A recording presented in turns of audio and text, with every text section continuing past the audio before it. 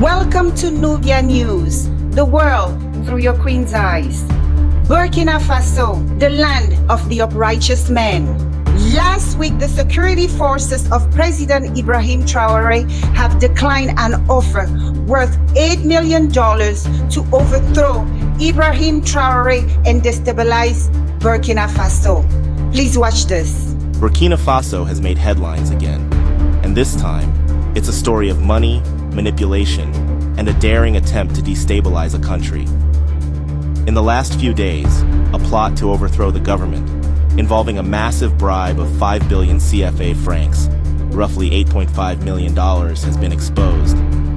But this isn't just about money. It's about integrity, foreign influence, and the resilience of a nation. Let's take a step back and understand why this plot matters. Burkina Faso has been in a state of political and security upheaval for years. Ibrahim Traoré's leadership has been under constant threat from internal and external forces. A few days ago, a man approached soldiers in Burkina Faso with a highly lucrative offer. His goal? Convince these soldiers to overthrow Ibrahim Traoré and betray their country in exchange for 5 billion CFA francs. But instead of falling for this, the soldiers immediately alerted their superiors. Under orders, they pretended to play along, allowing this plot to unfold.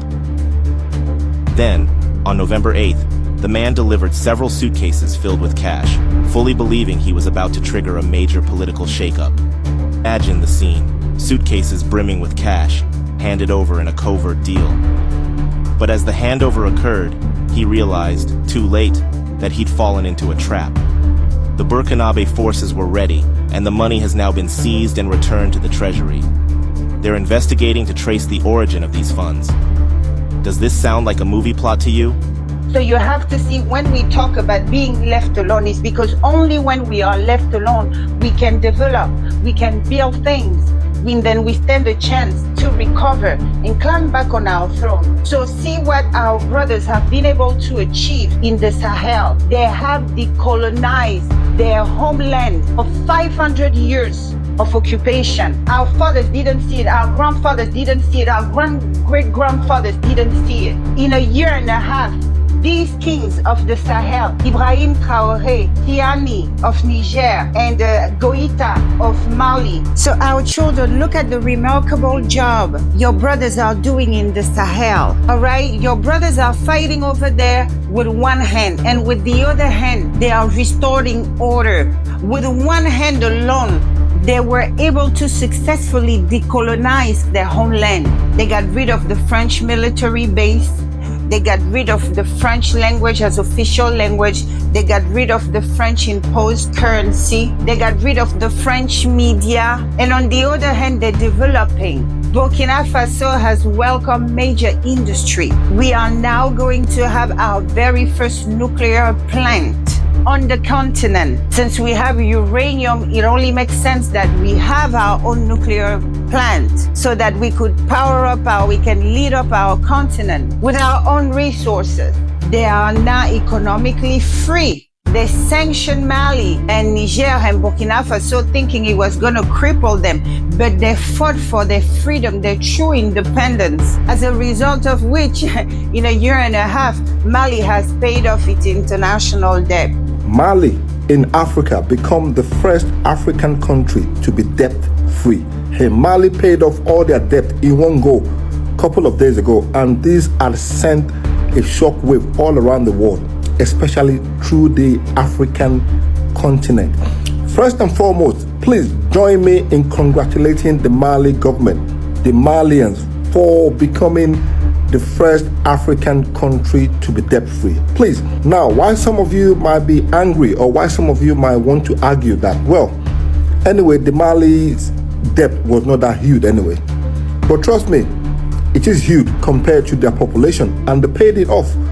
If your government had done the same, your countries or your country would not be in the financial bondage they are now with the international communities, would they? Now, let's not forget, just a couple of years ago, or a couple of months ago, Mali and their neighbors, Burkina Faso and Niger, were sanctioned heavily by ECOWAS and the international communities, and people thought this would have crippled the Mali's economy. But guess what? They came back strong because they managed to take control of the natural resources. They took control of their money.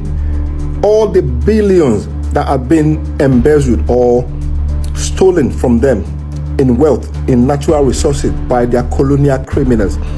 They took control of all of this, and they have now utilized those resources the way they needed to be used. And now they have paid up their debt in just a couple of years. Why can't other African countries follow? Why can't your own country follow with this step? Take for example, Nigeria, South Africa, and a few other countries. They become so embroiled in the act of borrowing money to pay off money. You will never be debt free.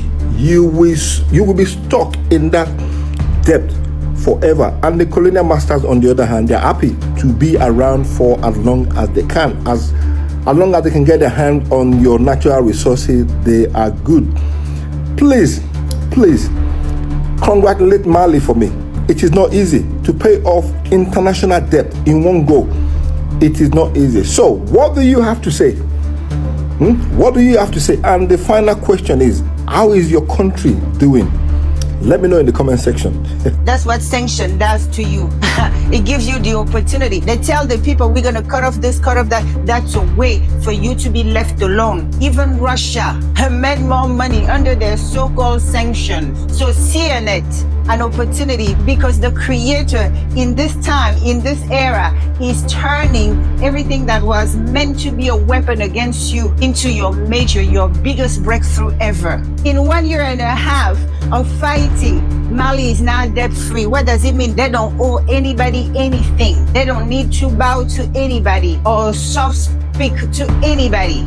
They are free. So as you could see, our people in Burkina Faso, they avoided another coup. Is to show you the level of awareness is growing among our people on the continent, that the same military went and told their superior that, hey, they're coming after our brother again. What do we do? So they played the game and he led them to the man. Look at that, suitcases full of money. Where do you think that money comes from? France is giving them the money that they get from NATO, that America has been funding at 90%. $8 million is just not enough money to buy any of the Faso kings. That's what we're talking about. You are the one who makes your brother invincible. You are the one who makes your homeland unconquerable. Keep that in mind, our lovely children out there. So we need to strategize. I will support anybody that is debilitating France. I will support such person because French knees have been on our throat since their Berlin conference when they passed us from the Portuguese to them. So I would love to see them crumble. Of course, as a daughter of my land, it's a war strategy, okay? It's known as war by proxy. You don't need to fight all your wars. A lot of you use that against each other. You just don't know how to expand it to the real enemy. You just find people who hate them and you give them your support. They go and fight for you. That's what you do. So, well, Donald Trump happened not to see the world as most US presidents have seen it, and he's going and challenge established organization, institution. Nobody else before him has dared challenge the status quo, and these institutions are the ones who are crippling and maintaining our people under their feet. What do you think I'm gonna do but support him? If you don't see it like that, if you don't view it like that, you are an enemy of our homeland and of our people, the people of Africa. You see, that's the importance of being left alone. So when we support people who would leave us alone, understand what we are doing. With one hand, they're building, and the other hand, they're fighting the so-called terrorists, jihadists, and so on. Imagine what they could do if we are completely left alone. I think we're all gonna rush home. Anybody who hates your father and your mother, they can never love you. Anybody who form a master that goes and constantly blow up your own land, they're destroying it so you have nowhere to go back to, because they intend to make you a perpetual slave. Yes, I would rather help someone deport our people than treat them like dogs. Okay, my children? So until next time, peace in your homes, love in your hearts, and unity. Mwah.